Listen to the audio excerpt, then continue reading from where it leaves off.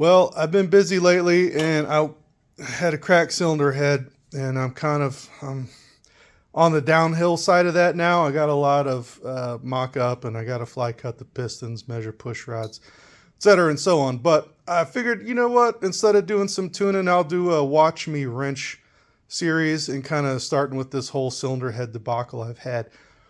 This is the factory cylinder head LS3. It was ported, CNC ported by an aftermarket company. And I've had two of these open up in the exhaust port. The first one was on the driver's side about 2,000 miles into after the engine rebuild. And then this one let go about 12,000 miles. So I wanted to kind of talk about the symptoms and all that kind of stuff. Basically, it was smoking a lot on engine startup, and at idle, it would smoke as well. So I'm going to show you what I found. So this is cylinder number 2, exhaust port. And this is cylinder number 246. And you can even see that carbon buildup in there. You can see those shadows, that profile. And then here's 8. Again, you can see the buildup of carbon. Well, here's the problem one. Cylinder number 2. And you can kind of see that we have the light spots, like it's been steam cleaned throughout there as well. And so this even backtrack into the combustion chamber, which I didn't really see on the plug, but we can see a little bit of evidence in the combustion chamber. So this is what we see here, and you can see cylinder 2, you kind of have that coppery looking color. Here's the problem child. It's definitely more steam cleaned in this area here on the quench pad than these other guys, which have that golden horsepower color, I guess. But you can see this guy here, even in here, and this kind of goes back to reversion, you know, when I did that video on end of injection target. So some of that, the pressure in the exhaust, even though I have long tubes, was pushing the coolant back into the combustion chamber. Our next issue is with the header, and you can see down here on the collector, we have some white crustiness going on. It's kind of hard to video or get pictures of, but there's also evidence on the inside. But in this slip fitting, you can see that it pushed out. And then when we look up here into the actual exhaust port right out of the head, you can see all these other ones are nice carboned and blacked, but that one has the white crusty stuff as well. And when we look at the plugs, you can see this is our guy right here in question.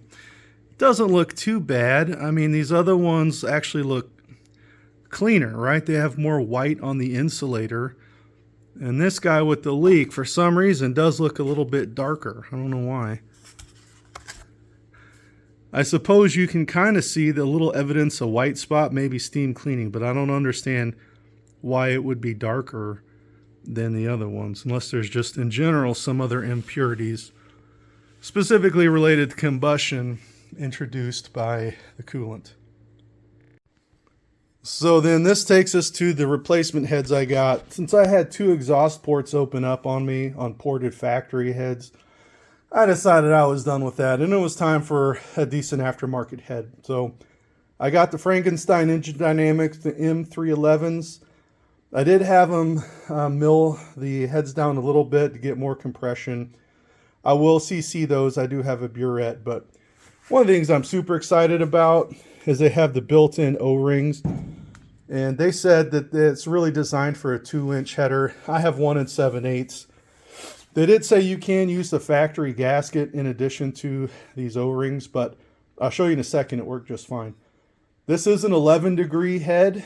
I think that's where the M311 comes from, as opposed to the factory 15-degree.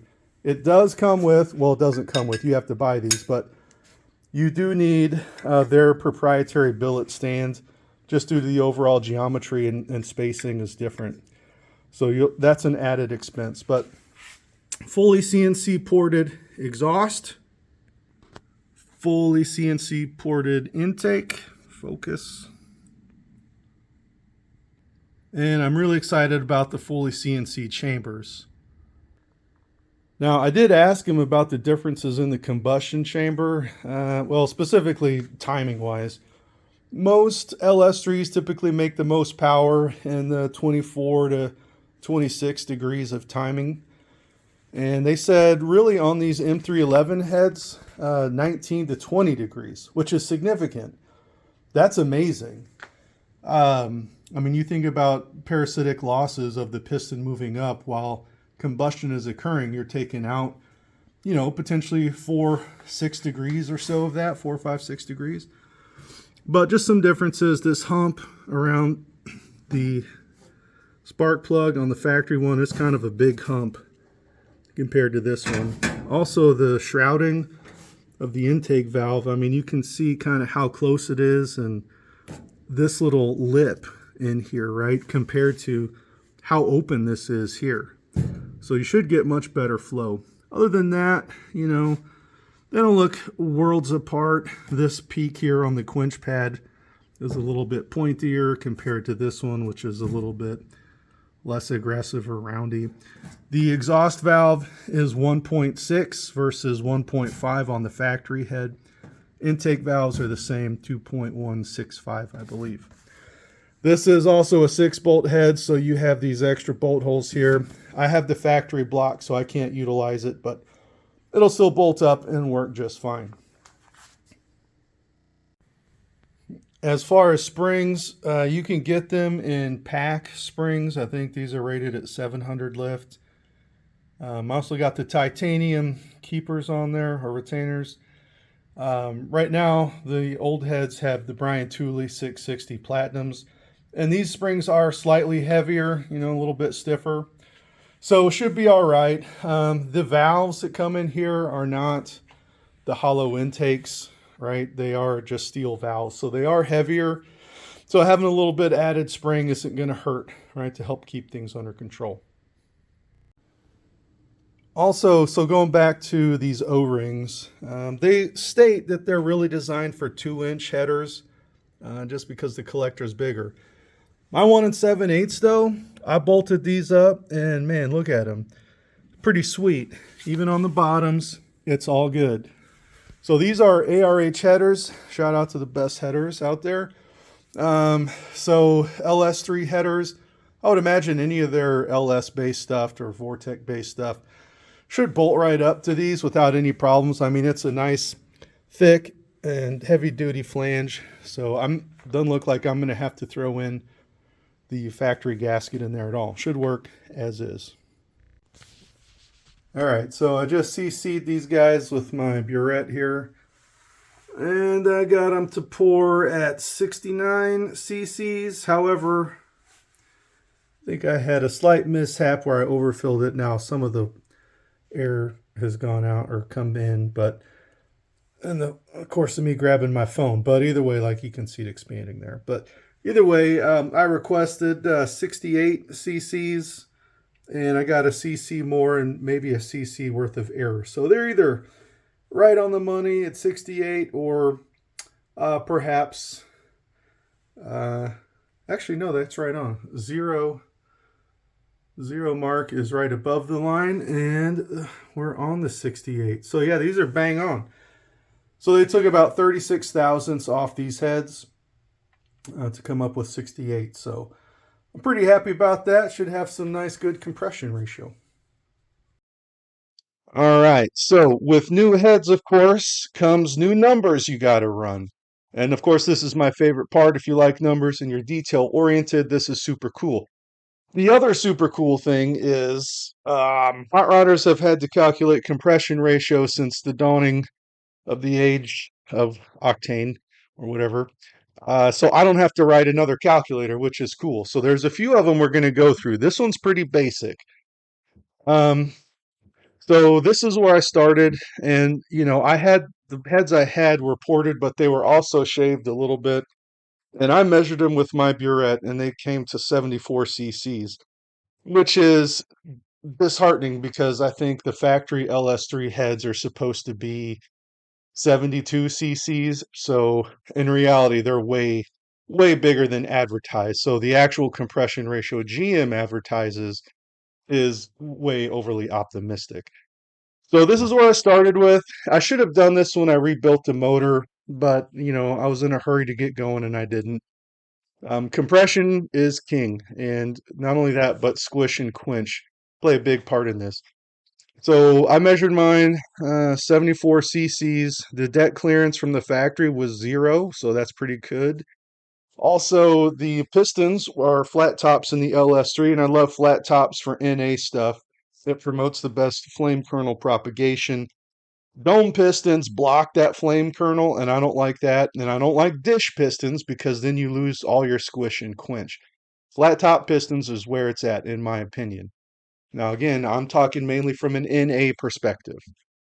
The problem here is we only have 51 thousandths of an inch when the piston is at top dead center. It's that far away from the head.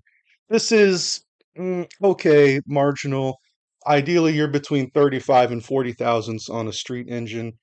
I don't necessarily want to talk about squish and quench here, but it is a good thing. It will increase compression ratio, but it will reduce the chance of detonation or knock. It is a good thing. It is a detail that most people overlook.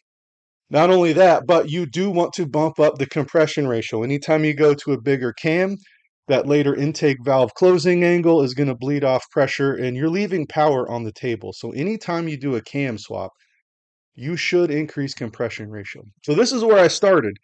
Now this is static compression ratio. So I was just over 10, which this is another weak point. I find there's two problem areas for people in the LS community, probably other areas as well. Number one, measuring push rods. And this is a pet peeve. You know those guys that ask on the forums or wherever on Facebook, like, hey, what push rod size do you use? Because I'm going to use that too. That's like asking someone else what shoe size they have, because whatever they have, you're going to buy that shoe. Their shoe size is not the same as yours. You got to measure. The other part is compression ratio, and it's not just the LS community, but people always focus on the static compression ratio. This is relatively meaningless. This is like crank horsepower versus wheel horsepower. This is reference point, but it's not what you should be focusing on. You really want to focus on dynamic, so we'll talk about that. So the new heads I got from Monster are 68 cc chambers, and I'm going to fly cut the pistons, and I also got a 40 thousandths Cometic head gasket. When I calculate now, look at that, it bumped up to a full point from 10.07 to 11.07. This is only half the story. So there's another calculator. Now this one I did not make, that you can download it. I think if you just look up DCR calculator, dynamic compression calculator, you're going to get this old school guy in here, and you're going to have to fill out all of these values in here. You go to here, you put in your engine values, and you're going to hit calculate, and then you're going to come into here and you're going to input these values in here, hit calculate. I think at that point it will come up with these guys.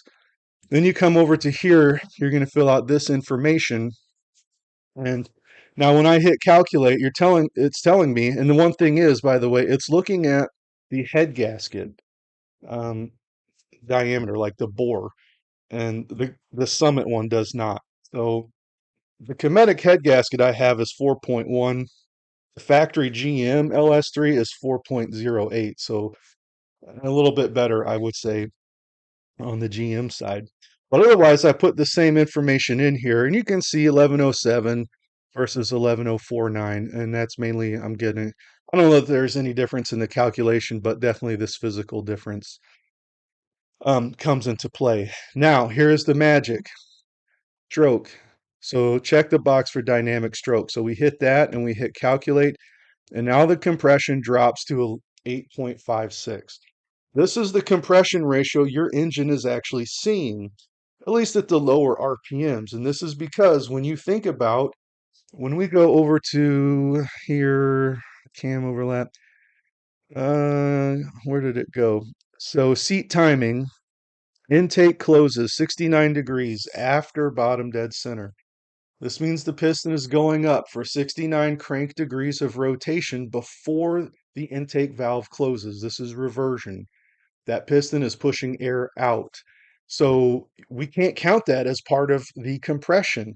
Compression is only going to start once that intake valve closes. And so that's what this dynamic compression ratio is. So now realistically, I can go higher. 8.5 is acceptable. 9 would probably be better. In the era of aluminum heads and fuel injection and EFI and all that goodness and modern day cylinder heads, this could probably go up to 9.5 potentially.